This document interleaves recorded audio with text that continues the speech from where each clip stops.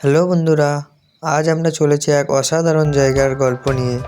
ক্ষীরাই, যাকে প্রকৃতির স্বর্গ বলা হয়। যারা শান্ত পরিবেশ, সবুজ প্রকৃতি আর ঐতিহ্যের খোঁজে আছেন তাদের জন্য ক্ষীরাই চলে এসেছে, তোমরা দেখতে পাচ্ছ।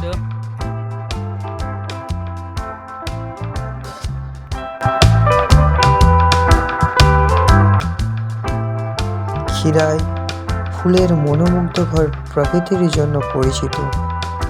ক্ষীরাই গেলে আপনারা প্রথমে মুগ্ধ করবে সবুজ গাছপালা আর পাহাড়ি পথ।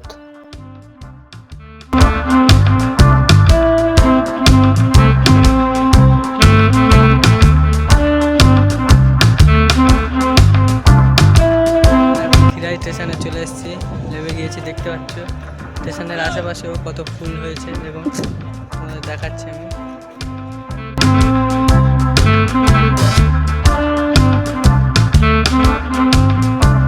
আমরা এখন ক্ষীরাই স্টেশনে চলে এসেছি, নেমে গিয়েছি। দেখতে পাচ্ছ স্টেশনের আশেপাশেও কত ফুল হয়েছে এবং তোমাদের দেখাচ্ছি আমি। দেখতে পাচ্ছ এটা আশেপাশের ফুল। চলে এসেছি ক্ষীরাই। ক্ষীরাই এক অপূর্ব জায়গা, যেটা শুধু ফুল আর ফুলে ভরা। বন্ধুরা, তোমরা সবাই জানো। আজকে আমরা পুরো ফুলটা আজকে ভালো করে তোমাদের সবাইকে দেখাবো, এই জিনিসটা কেমন, জায়গাটা কেমন। তোমরা সবাই ভালো করে দেখো। বিভিন্ন ধরনের ফুল চারিদিকে হয়ে আছে। পরে দেখতে পাচ্ছ কত ফুল।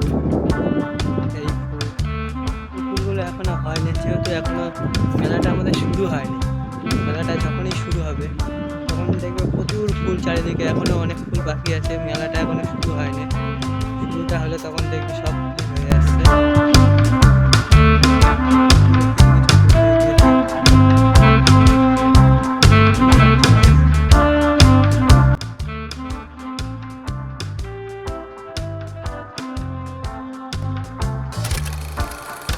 এটি শুধু শোভা বাড়ায় না, বরং পরিবেশকে শীতল রাখতে সাহায্য করে।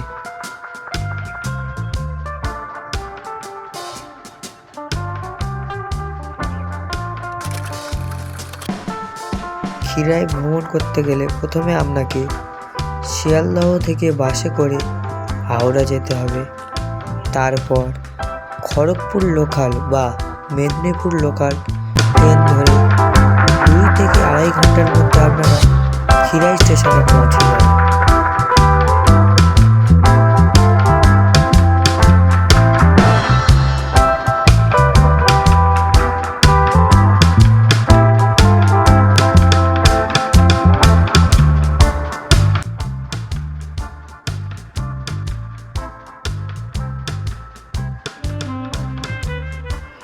ক্ষীরাইয়ের যে বার্ষিক মেলা বা উৎসবগুলো হয় খুবই আকর্ষণীয় হয়।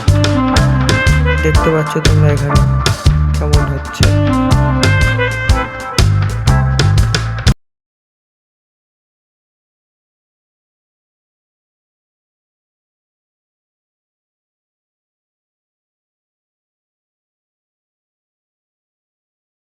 আজকে পুরো ক্ষীরাইটা আমরা ঘুরে দেখলাম, শেষ হয়ে গেল। এখন এখন আপাতত আমরা বাড়ির জন্য রওনা দেবো।